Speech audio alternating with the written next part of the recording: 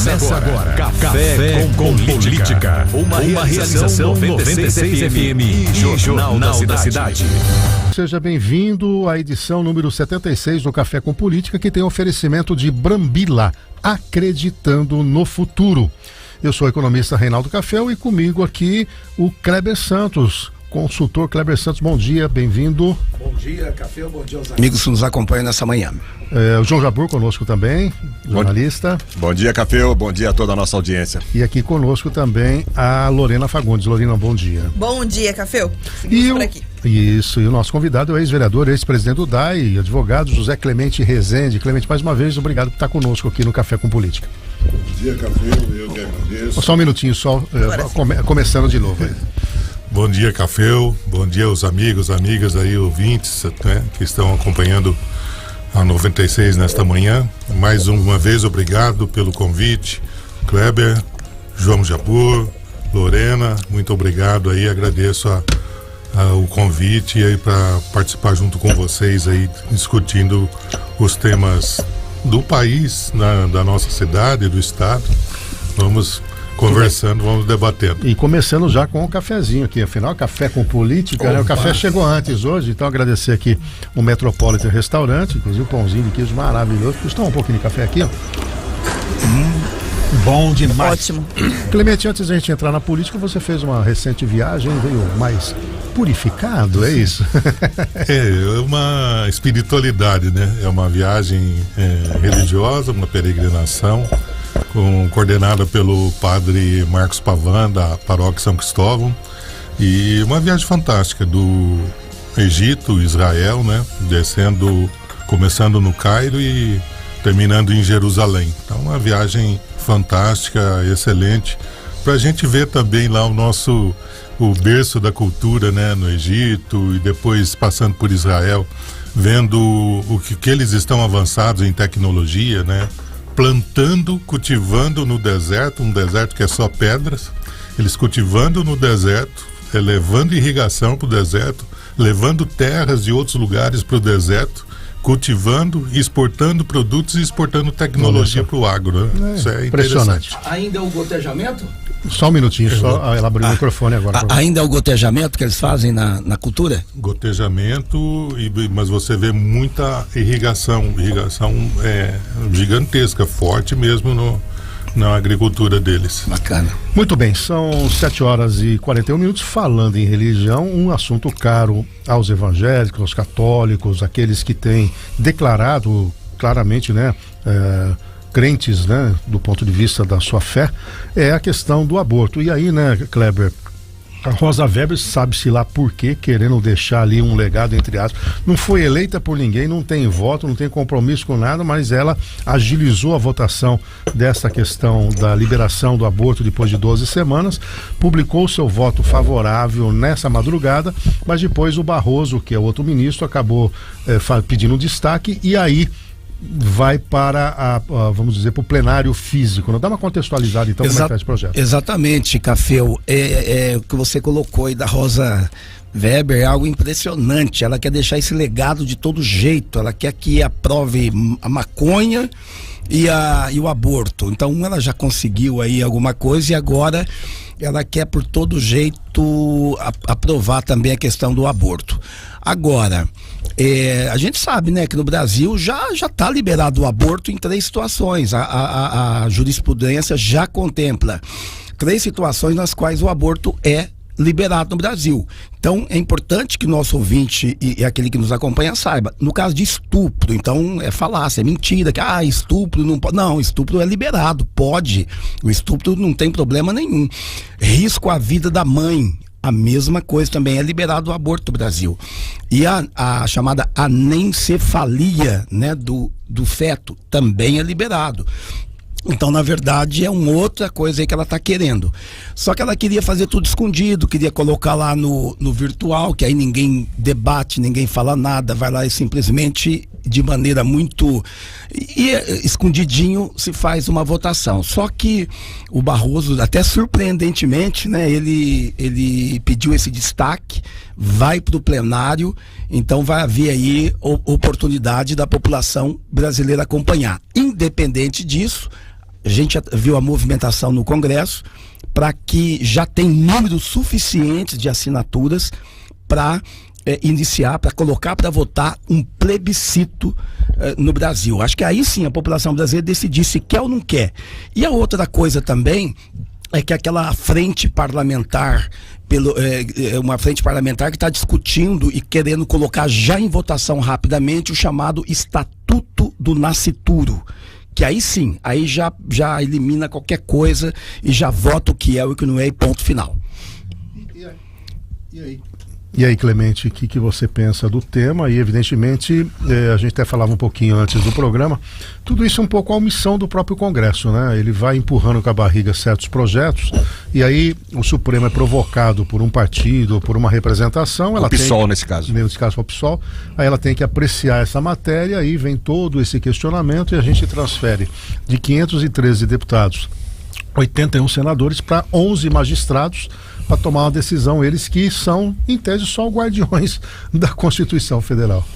Exato, Café. O Supremo, ele está legislando, né? Quando há omissão, né, que você comentou do Congresso, o Supremo assume essa situação e começa a legislar. Eu também entendo, como o Kleber, concordo com o Kleber, já existe a legislação sobre a questão do aborto, não existe essa necessidade dessa votação da forma como está ocorrendo. Agora, Jabur, por que essa pressa da Rosa Weber, hein? Ela vai se aposentar dia 2 de outubro, já está aí, né? E ela queria deixar marcada essa posição lá para a história do Supremo. Inclusive o voto dela vai seguir válido quando a discussão for a plenário, porque agora foi virtual, né? E o que me chamou a atenção nos argumentos dela, no ponto central dos argumentos de um voto longo, é que ela fala muito em resgatar os direitos da mulher, a liberdade da mulher, que durante muitas décadas, a gente sabe, foram sufocados mesmo. Só que ela não discute exatamente o ponto central, que é o aborto em si, o direito à vida, né? Enfim, pelo menos naquilo que eu li, né? Eu não li o voto inteiro, obviamente, mas ficou muito em cima de um discurso quase que ideológico, né? Ou identitário, em defesa das causas das mulheres, o que é muito legítimo. As causas das mulheres têm que ser defendidas mesmo, mas ela fez um voto em cima disso, né? Então eu acho que foi para marcar posição mesmo, e acho que isso vai longe ainda, viu? Que não vai ser votado tão cedo, não. Um pouco a posição dos conservadores e dos progressistas, né? Volta um pouquinho essa, de certa maneira, uma polarização que existe também nisso, na questão dos costumes, né? Ô Kleber, hoje tem um julgamento, né, do recurso apresentado pela defesa do Bolsonaro sobre a sua inegibilidade, é isso? Exatamente, Cafeu. Começa hoje, mas assim, é meio que forma, né? Porque a gente já sabe que a condição de alguma coisa mudar, eles chamam de embargos de declaração, é isso, né? Você que é advogado, exatamente. Então, assim, é mais para discutir algum ponto ali da decisão, mas eu acredito que não tenha mais condição de mudar, muito difícil. De qualquer forma, vamos acompanhar porque vai ter uma votação. De qualquer maneira, né, Clemente, já os votos são os mesmos ministros que vão para o Tribunal Superior Eleitoral, são os que estão na Suprema Corte, né? Os votos lá já foram declarados, ele sai já perdendo, dificilmente reverte essa questão da inegibilidade dele, né? Exato, né, Café? Porque o que nós observamos é um julgamento político, não um julgamento técnico, infelizmente, né? Aí você vê a situação da Dilma, né, sendo considerada, a questão dela não ter sido inelegível, né? Então estão considerando a favor dela essa questão, e na questão do Bolsonaro sempre os julgamentos todos contrários a ele. Então a gente vê uma questão política e não técnica nessa situação. E aí outra situação, né? Tribunal Superior Eleitoral, quanto que se gasta com o Tribunal Superior Eleitoral, né, para ficar um ano sem eleição? 1 ano, 2 anos, às vezes, sem eleição. Quanto que se gasta? Por sinal, isso foi ontem, criou um mal-estar entre o PT e o próprio tribunal, né? Porque a Gleice Hoffmann ontem defendendo a não multas, né? E esse projeto de perdão dos partidos acabou atacando o tribunal. Teve a reação do Alexandre de Moraes, né? Ela coloca exatamente essa questão, que o Brasil é o único país do mundo que tem um tribunal estruturado, que o valor que é gasto ali poderia fazer política, e o Alexandre de Moraes foi quanto mais, já bateu forte. Mas era também uma pauta, uma discussão dos bolsonaristas, né? A Gleice meio que deu margem, né, para uma comparação aí, né? Tem um ditado que diz que os extremos se unem em algumas situações, né? Exatamente. É porque ela deve estar se baseando em vários países que tem a situação, né? Só se monta a justiça eleitoral no ano da eleição, né? Nas eleições. Não tem a necessidade de você manter e ter esse custo alto que ela comentou. Eu não vi, né, essa entrevista dela, mas... Ele já respondeu no ato ali. Ô Jabur, em relação à inegibilidade do Bolsonaro, há duas leituras. Que essa que é correta, que não deve passar mesmo, porque são os mesmos, mas há aquela leitura de que até a justiça no Brasil é dinâmica, né? A gente fala muito da política, mas também. Quer dizer, pode ser que daqui 2, 3 anos, né, sendo provocados, os ministros possam voltar atrás. Mas tem na outra ponta a delação premiada do Cid Moreira. Coronel Cid. Coronel Cid, vamos deixar ele. Me fugiu o sobrenome dele. Mauro Cid, desculpa. Mauro Cid. E aí, nesta delação, claro que vai precisar de prova, ele coloca as Forças Armadas e a perspectiva de um golpe de Estado. Conclusão, aí não só o Bolsonaro se tornaria inelegível, como perderia os direitos políticos, como poderia ser preso, e as penas estão aí na casa de 14, 15, 16, 17 anos. E a sua leitura aí? Olha, me chamou a atenção essa delação, a última, a mais recente, não a delação, mas esse trecho, né, que foi tornado público, ele dizendo que o almirante Garnier, comandante da Marinha, foi favorável a um movimento de golpe, né? Só que muito se destacou esse aspecto, né? Pô, a Marinha é querendo dar golpe, tá? Só que olhando por um outro prisma, você vê que o Exército e a Aeronáutica ficaram num campo oposto a uma possibilidade de golpe, uma tratativa de golpe. E eu acho que isso é que é o mais positivo, né? Que as Forças Armadas majoritariamente não aderiram a uma tentativa, se é que houve de fato, né? De golpe. E se o comandante da Marinha queria, os do Exército, que inclusive o Exército é mais legalista, sempre foi, né, na história, sempre resistiu mais a essas aventuras, e isso foi bom, isso é positivo, quer dizer, a nossa democracia permaneceu. Agora, envolvendo o Bolsonaro, é complexo isso, tem muitas pontas, muitas frentes, né? A gente vê um esforço para trazê-lo para dentro do furacão, e ainda isso não consolidou-se totalmente, mas eu acredito que está havendo de fato isso que você falou, quer dizer, é uma expiação de um demônio que o Supremo abraçou. O demônio seria esse movimento conservador e até no extremo golpista que tomou conta do Brasil nos últimos anos, e o Supremo querendo reverter decisões que ele considera que o sistema é que impôs, como a cassação do Lula, a prisão do Lula, aliás, a prisão não, a cassação, né, a cassação da Dilma. Eu acho que é todo um movimento da história aí que depois pode lá na frente até ter uma reversão, porque sai dos autos, sai da letra jurídica, né? E a gente tá todo mundo cansado de saber, o Supremo passou a ser um protagonista do Estado, da República, e não apenas se limitando ao seu papel de avaliar os desvios ou não da Constituição. Você está acompanhando aqui o Café com Política, nosso debate semanal, hoje com o Clemente Rezende, aqui na mesa conosco o Kleber Santos, consultor, o João Jabur, Lorena Fagundes e eu, Reinaldo Cafeu. Ô Clemente, há uma expressão aí em inglês, né, traduzindo para o português, que é pesca predatória, né, que é proibido pela legislação, né? Você, à luz de vamos pegar o caso do Mauro Cid, à luz da falsificação do documento de vacinação, retém o celular dele, a partir disso coloca isso dentro das mídias digitais, aí começa aquela pesca predatória para tentar encontrar aqui e acolá, e aí vão tentando juntar as pontas a partir dali. Nesse caso, você acredita que há uma extrapolação, você que vive, né, opera o direito, e além disso, essa questão envolvendo agora essa delação, se não tiver prova material, vai ficar palavra contra palavra, né? Exato, Cafeu. A gente observa, e o João foi muito feliz nisso, qual que é o ponto lá, qual que é o objetivo, qual que é o alvo? É só um, né? O alvo é só um. Então se tenta de todas as formas, né?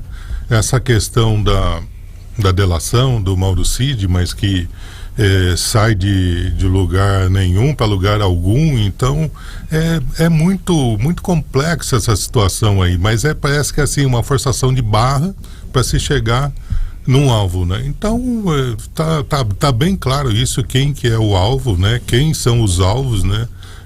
Do Supremo, principalmente, para se chegar, né? Numa situação que possa ter alguma ponta, né, para condenar alguém. É difícil.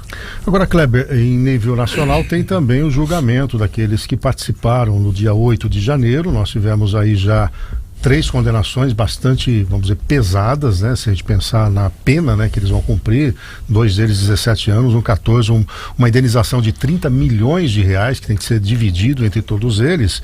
E agora houve um pedido da OAB, né, que esses réus não fossem julgados, né, de forma virtual, individualizada, mas são mais de 1.000 aí, e agora retoma isso, né? Vamos dar uma contextualizada nesse tema aí. Exato. Essa questão da questão do dia 8, do problema do dia 8 de janeiro, de tudo isso que aconteceu.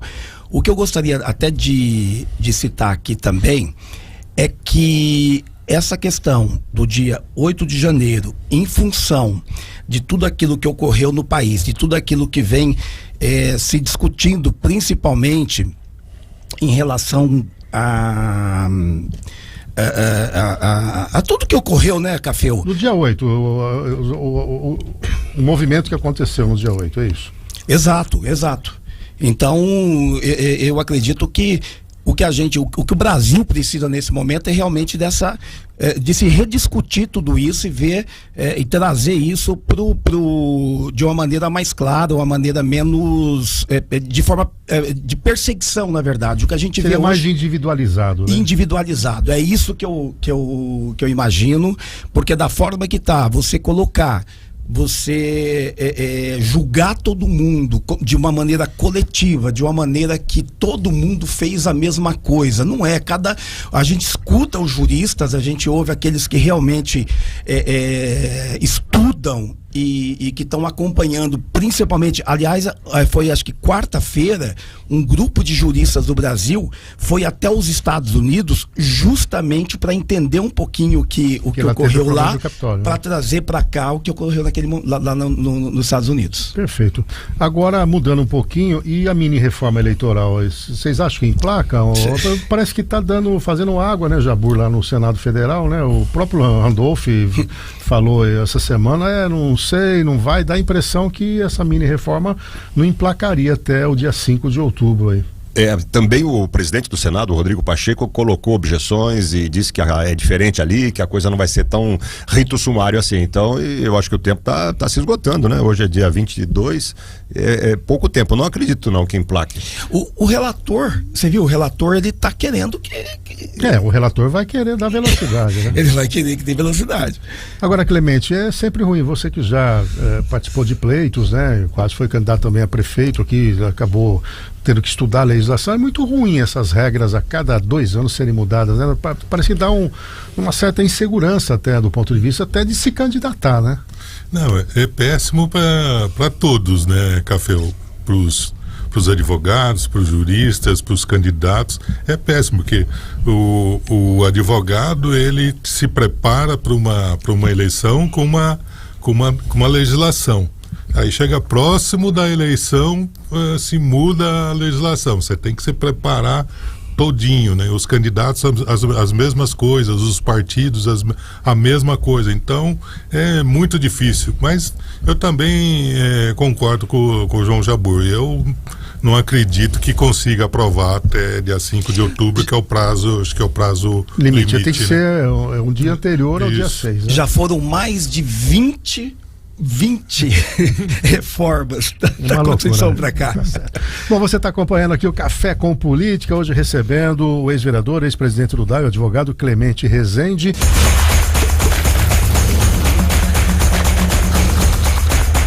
Café com Política. Oferecimento Oferecimento Brambila. Acreditando no futuro. O Clemente, antes da gente falar um pouco do cenário político local, falando de um tema que te é caro, né? A estação de tratamento de esgoto. Como é que você tem visto essas discussões em torno da concessão?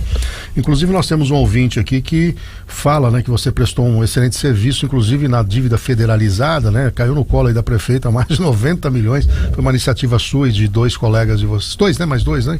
Isso, são três advogados, né, eu e mais dois advogados. Inclusive tem 20 milhões agora para a Justiça Federal liberar. Mais 20 milhões está lá para ser liberado. Foi liberado uma parte, né? A União foi liberado 80, eram 100 milhões, foi liberado 80, tem mais 20. A União já concordou com a liberação, o banco JP Morgan já concordou com a liberação.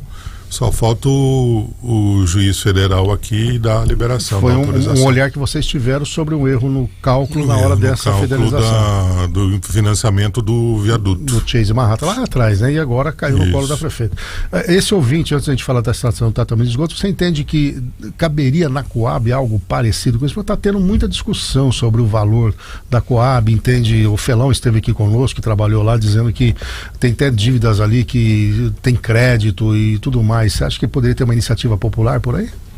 Eu acredito, Cafeu, porque a Coab, enquanto eu fui vereador, muitos vereadores abordavam a questão, o assunto da Coab, muitos diziam que as contas da Coab eram uma caixa preta, né? Então caberia uma ação, mas teria que se ter a oportunidade de verificar ponto a ponto, né? De se detalhar as contas da Coab assim, num pente fino mesmo, né? Mas eu acredito que é possível, sim. E falando da estação de tratamento de esgoto, o primo Mandilardo coloca aqui né, que você teve essa história ali na mudança da própria localização, né? Tem um histórico em torno disso. Eu sempre que posso resgato aqui o trabalho que você fez. Eu era da associação, e sou ainda da associação comercial. A gente ouviu de você que os modelos eram financiamento ou antecipação. Você fez uma maquete, trabalhou, montou uma comissão fiscalizadora e infelizmente de lá para cá nós não tivemos efetividade, e agora culmina com uma discussão de uma concessão. Os vereadores agora votaram o regime de urgência, você estava fora, vai tramitar com metade do prazo. Um questionamento da oposição, notadamente a oposição, de que é um tempo muito exíguo, muito pequeno para um projeto dessa magnitude. Pode envolver 3 bilhões de reais e uma concessão que pode chegar a 30 a 60 anos. Como é que você vê tudo isso, Clemente? Eu quero aproveitar, Café, para te agradecer de público, né? Porque você, como presidente do Conselho Fiscalizador, você nos ajudou muito, você direcionou, olha, a aplicação tem que ser dessa forma, tem que se aplicar aqui, esse recurso tem que ser utilizado dessa forma. Então você foi assim fantástico, nos orientando para fazer uma gestão correta daquele dinheiro. Só para esclarecer, eu fui primeiro presidente do Conselho lá atrás, depois fui reeleito e tinha uma equipe também de técnicos, contadores, e foi uma parceria ali com o DAI, porque era uma novidade, né? Todos aprendemos juntos ali, mas eu agradeço o reconhecimento. Nós íamos a campo, né? A ver os serviços que estavam sendo realizados com o dinheiro do Fundo do Tratamento de Esgoto. Mas com relação a essa questão do PL do saneamento, né? O projeto de lei do saneamento envolvendo a estação Vargem Limpa, primeiro quero deixar bem claro, né? Na última vez que eu estive aqui, eu já disse que não sou candidato a nenhum cargo eletivo. Então eu fico muito à vontade para falar sobre essa situação, né? Outra questão é assim, eu não sou contra a concessão, não sou contra a privatização, não sou contra a terceirização do serviço público. O que eu entendo é que precisa ser feito de uma forma legal, né? O projeto como você disse, que envolve bilhões, envolve anos aí, ele precisa ser transparente, ele precisa ser claro, ele precisa ser detalhado. E na minha modesta opinião, eu entendo que isso não está sendo bem claro. Se fala no marco de saneamento, da lei do marco do saneamento, que tem uma meta até 2033. Nós estamos em 2023, o município teria 10 anos para resolver essa situação. E a lei do marco de saneamento não diz que o município é obrigado a fazer a concessão do serviço. Ele pode fazer por conta própria. A estação do Vargem Limpa, né, e a questão que se discute da legalidade desse PL do saneamento é a questão da lei orgânica do município. Existe uma lei de 1962, que foi do prefeito Irineu Bastos, que criou o DAI, criou uma autarquia autônoma. Então, a lei orgânica determina que todo o sistema de tratamento de esgoto e a distribuição de água é exclusividade do DAI. Então, eu vejo assim, estão misturando as coisas, não poderia ser dessa forma. Pode-se fazer a concessão, mas se faz de uma outra forma. Então tem muitos pontos aí. Nós levaríamos aqui uma semana para debater. Tem os prós e contras. Então eu vejo assim, a lei, utilizar o marco do saneamento não é legal. Porque quantos municípios o Brasil tem? Mais de 5 mil municípios? Quantos municípios conseguirão atingir a meta de 2033? A própria lei do marco do saneamento diz que alguns municípios, determinados municípios, poderão prorrogar para 2040.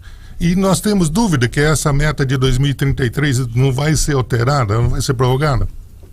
Você pega Florianópolis está despejando o esgoto no mar, né? Está poluindo o mar, polui a orla. Se gastou lá 18 milhões com uma empresa e não conseguiram resolver ainda. Todo final de ano, quando na alta temporada, é um surto de diarreia, Florianópolis, Camboriú, por essa questão da poluição do esgoto. Então eu vejo assim, esse debate, e eu quero assim, concordar plenamente, 100% com o vereador Segala. Eu ouvi o discurso dele na Câmara segunda-feira, onde ele dizia o seguinte: olha, a Câmara precisa contratar uma consultoria, uma assessoria técnica que detalhe ponto a ponto do projeto para os vereadores. Os vereadores, imagine o vereador Segala, um professor universitário, engenheiro civil, membro do Ministério Público, dizendo isso. Então você imagina. Nós entrevistamos ele na terça e ele deu aula de análise de investimento, como eu, né? Eu tenho formação em engenharia econômica. A gente estava debatendo tecnicamente isso aqui. Ora, se você, veja só, a Pulosila dá um parecer sobre a legalidade do projeto, o Arildo Júnior ficou lá mais ou menos 90 dias analisando. Da parte jurídica, que é o primeiro. Imagina a parte técnica, econômica, financeira, né? Você tem que olhar linha a linha, você tem que projetar as receitas, você tem que ter clareza de qual é o impacto tributário, qual é a estrutura administrativa, quanto custa, os encargos disso, linha a linha do ponto de vista dos investimentos, da depreciação, enfim, vai embora. Depois você faz um questionamento, aí você tem que usar as técnicas de prazo de retorno, que é o payback, taxa de retorno, valor presente líquido, discutir isso do ponto de vista da viabilidade junto ao próprio mercado, os interessados, o que fazer tecnicamente e juridicamente com o dinheiro represado, como trazer o dinheiro a fundo perdido para essa, ou seja, com prazo agora nas comissões para levar para plenário, me parece que nós estamos atropelando todo o processo. Não dá, dessa forma não dá. As coisas assim de forma apressada é complicado. É como se dizia lá na Roma Antiga, né? A mulher de César não basta ser honesta, ela precisa parecer honesta. Então eu acredito assim, o projeto ele é obscuro, não, pelo menos, né, a grosso modo assim, tem algumas situações, né? Eu tenho algumas dúvidas ainda, né?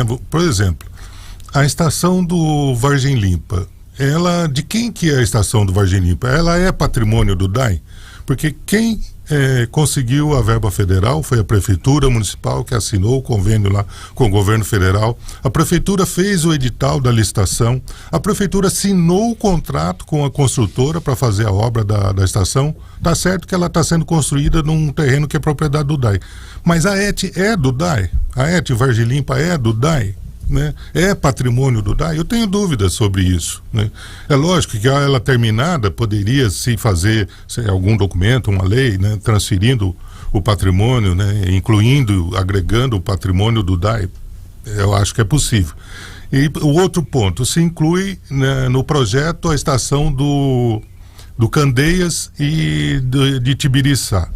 Será que com 10% do dinheiro que existe no fundo do tratamento de esgoto, que existe mais de 200 milhões no fundo do tratamento de esgoto, com 10% desse dinheiro, nós não conseguiríamos modernizar a estação de Tibiriçá e do Candeias, que representa, sei lá, Falo em 3%, falo em 3%, eu acho que até menos, mas falo em 3% do sistema. Então, todas as possibilidades, né? Aí se inclui, depois de algum tempo, se incluiu no projeto a questão de uma construção de uma estação de tratamento de água. Onde vai construir essa estação de tratamento de água? O Batalha está acabando, está sumindo Batalha. O DAI, isso não é de agora, no meu tempo já era assim, nos presidentes anteriores já era assim também.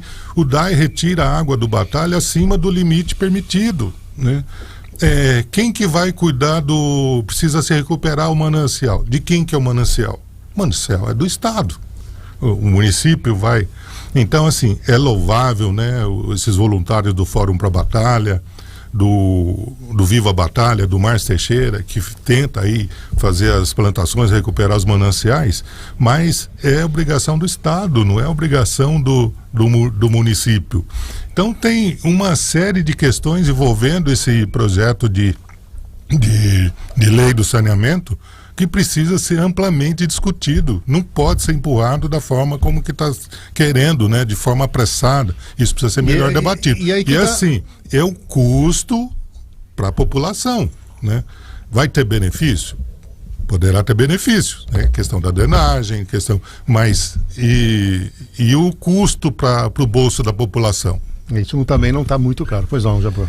Lembrando que foi aprovada na última segunda-feira o regime de urgência. A Câmara tem, em tese, 10 sessões, né, para analisar, se não na 11ª é obrigada a votar, mas existe forma de segurar isso através das comissões. Mas o que eu queria destacar aqui é que a Câmara Municipal vai ter que ter um desprendimento enorme, como não costuma ter, para analisar isso. Isso não independe de ir a favor ou contra o interesse do governo, da prefeita. Mas isso aí, Jabor, vamos lá, mas vamos ser práticos. Eu acompanhei a sessão inteira da discussão do voto de urgência. Então vamos lá. Só 4 votaram contra, né? Quem é que defendeu? Somente o vereador Meira. O único que se posicionou, dizendo que debruçou sobre o tema, que é a única saída, etc.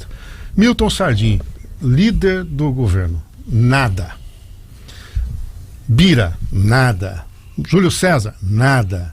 Beto Móvel, nada. Júnior Rodrigues. Marquinhos de Souza, nada. Júnior Rodrigues, nada. Aí vai lá, o Meira defendendo, o Segala pede a palavra, Chiara pede a palavra, Estela pede a palavra, Borgo pede a palavra, ou seja, 5 opositores e o Meira, que agora a gente não sabe nem se é oposição ou situação, fazendo o debate. Aí, todo e qualquer argumento de prazo, de que precisa de tecnicidade e tal, vai para votação. É por isso que eu estou falando do desprendimento. Aí que tá. Tem que ter grandeza, senão a Câmara vai ser cobrada por isso, muito cobrada. Mas acompanhar a Câmara Municipal, me desculpa a franqueza, e os vereadores preocupados, e eu disse aqui e aconteceu, vocês vão ver que amanhã a prefeita Tiracolo vai ter um vereador falando de uma realização dele, não deu outra. Serginho Bruno, no dia seguinte, nas redes sociais com a prefeita, estamos entregando essa obra aqui. Nós estamos com um grupo de vereadores que acham que são secretários de obra. E aí não tem discussão. Eu não sei qual é a posição deles, eu não sei se eles se aprofundaram, se eles estão lendo, se eles estão usando assessoria. E aí o debate vai ser isso que você falou. 4 ou 5 e os demais. Você que esteve lá sabe bem disso, né, Clemente? Infelizmente é isso que nós temos. E aí vai passar tudo. Passou um boi, passa uma boiada. Exato. Desculpa. Exato. Precisa se discutir. E nessa dúvida minha da ET Vargelim para ser integrada ao patrimônio do DAI, nós poderíamos utilizar a tarifa do esgoto para pagar essa concessão de um equipamento que ainda não pertence ao DAI? Então tem uma série, sim. O projeto, a meu ver, ele é ilegal. Se essa lei for aprovada, ou na aprovação da lei, ou no edital, porque vai ser obrigado um edital, a lei do marco de saneamento fala que é obrigado, o edital de licitação. No edital, se alguém entrar no judiciário, eu acredito que vai travar. Vai travar, porque não é possível. Eu acredito muito na ilegalidade do projeto de lei. O alerta tá dado, né, Jabor? Tá dado. Que os vereadores não pensem, como sempre pensam, apenas na próxima eleição. E prefeitos também, né? E tem muita gente aí com projeto de poder e não projeto de... interesse público. Interesse público. Isso que tem que ficar bem claro. E o próprio Segala disse isso aqui, né? Eu quando indaguei, por que está sendo assim? Eu falei, porque tem um monte de gente aí só com projeto de poder. E para ficar no poder, tudo pode. Bom, não podíamos fechar aqui o programa sem fazer um recorte sobre o quadro político, né? Eu levantei aqui, Jabor, me ajude aí, Sueli Rosim, pré-candidata, profissionalizou as redes sociais, de drone para cima, né? O antes, depois, de batizado a inauguração de obra, só falta agora, né? De Noroeste a Feira da Bondade, quer dizer, tá ali, profissionalizou e já está em campanha. Meira se aproximando do MDB, você acha isso factível, Jabor? Me parece, inclusive o Novo já disse que, pelo que o Meira está se comportando, não teria espaço na legenda lá. O Meira sinaliza para isso. Ele falou aqui, né? Ele está muito próximo agora e de agora até o ano que vem restam poucos meses, é provável que ele caminhe até o final, né? Nessa postura e talvez até se aproxime ainda mais. E hoje nós temos aqui em Bauru encontro do Raul com o Agostinho. A vinda do vice-presidente da República, Geraldo Alckmin, que é do PSB, o mesmo partido do Rodrigo Agostinho. Então o Rodrigo vem junto, pega uma carona no avião e está prevista aí uma conversa dele com o Raul. Então isso também nos diz uma coisa, que o Rodrigo está no jogo. Se vai ser candidato ou não é outra história, mas está no jogo, está alimentando isso através de interlocutores dele, pede para o pessoal considerar a possibilidade da candidatura dele. E aí, Kleber, ele estando hoje no IBAMA, você acha factível? Eu acho um pouco difícil, né, Cafeu, porque é um trabalho grandioso, nacional, quer dizer, uma coisa e que é da vida dele, né? De certa forma é o auge. A não ser que ele veja que a Marina, de alguma maneira, pode sair do governo, né? Exato, porque essa conversa interna, com certeza, ele tem com ela. E ela já em alguns momentos já teve alguns embates aí, algumas derrotas, vamos dizer, no projeto dela com ele, e ele realmente tem uma proximidade, pelo que a gente vê com a Marina mesmo. Então, eu acho que só se houver essa possibilidade dele deixar lá e viria para cá. Uma ordem lá de cima. E em consonância com o PT, que admite já a possibilidade aqui em Bauru de estar junto com o Rodrigo na eleição. Aí pode aí seria a Estela dizendo não, o Cláudio Lago colocou à disposição, mas o Rodrigo seria um plano B. Isso. Ou C. Vindo lá de cima. Um projeto maior, na verdade. Isso. Clemente, Suelen, provavelmente Meira sendo vice dela, essa é a especulação que tem, se ele for para o MDB, e aí o projeto seria Meira daqui 2 anos candidato a deputado apoiado por ela, ou vice-versa. Ela sai para deputado, ele fica como prefeito. Raul se aproximando do Agostinho, mas o Raul já teve uma conversa também com o capitão Augusto e o candidato do PT. Como é que você vê esse quadro aí? Então, Cafeu, eu também penso na questão do Rodriguinho. O Rodriguinho, ele está num órgão que tem uma visibilidade nacional e internacional absurda. Eu penso que é o principal órgão do Ministério do Meio Ambiente. Então, assim, a grosso modo, seria muito difícil ele sair de lá, a não ser uma questão política da Marina, e a outra opção seria o ministro Márcio França e o vice-governador, o vice-presidente Geraldo Alckmin, pedir para que ele seja candidato a prefeito em Bauru. Garantindo, inclusive, um cargo para ele se ele não ganhar na volta, né? Exato. Do contrário, eu não vejo, assim, né, possibilidade dele deixar um órgão como o IBAMA para vir ser candidato a prefeito na cidade de Bauru. Mas seria o nome para embolar a disputa. A pesquisa da Agile com o JC trouxe ele em segundo, não obstante, na minha leitura, ele não ter todo o prestígio que ele tinha antes, né? As eleições para deputado demonstraram um pouco de perda de musculatura, né? Sim, mas mesmo assim ainda seria o nome que embolaria a disputa, né? Hoje a gente está aí com uma carência de nomes, né, absurda, precisava surgir novas lideranças, né, pessoas que tivessem o perfil de gestor, né, que pudesse aí incentivar o eleitorado, né, mas o momento é difícil. Agora, a Suelen, como jornalista e marqueteira, ela sabe conduzir as questões da E ontem nas mídia, redes sociais, né? ela vai de todo lado e finaliza na igreja lotada, né? Quer dizer, O Locadora votou a favor, aliás, contra a urgência na segunda-feira, e ontem estava aí numa comitiva lá que foi a Santos, inclusive, ver lá o Museu do Pelé, quer dizer, estava na comitiva do governo, quer dizer, não dá para ficar claro. O Rodrigo Mandalite, o seu Rodrigues, uma foto todo mundo emblemática. Junto lá. E o capitão Augusto, o que você acha? Está muito em cima do muro ainda? O capitão Augusto também é outro, assim, eu acho que é muito difícil.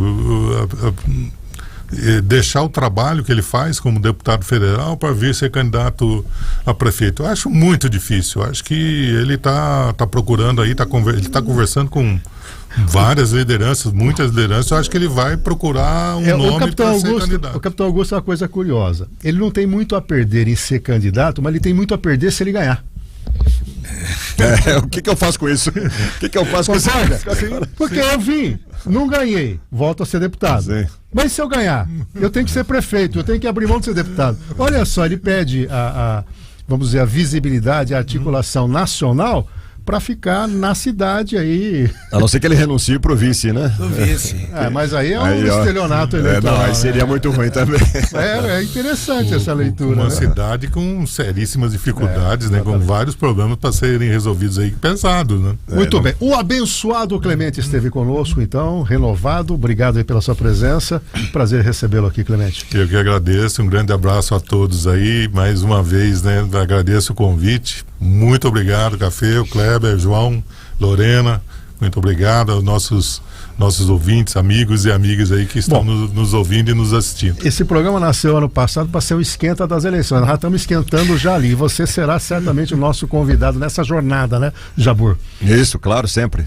E o JC, edição do fim de semana, já caminhando bem. Já mandei a coluna lá. Caminhando bem, esperando hoje o vice-presidente para ver se sai alguma coisa aí legal. E um bom final de semana a todos. Jabur comandando aqui o programa junto com o Bizarra na segunda e na terça. Eu viajo hoje para compromissos profissionais. Kleber, um abraço para você. Para você também, Café, e aos ouvintes que nos acompanham. Um ótimo final de semana. Conta corrente só crescendo. Então, aguardo, na expectativa. Perfeito. Agradeço aí a sua audiência e a Lorena Fagundes anuncia agora a nossa próxima atuação. A gente se encontra segunda-feira.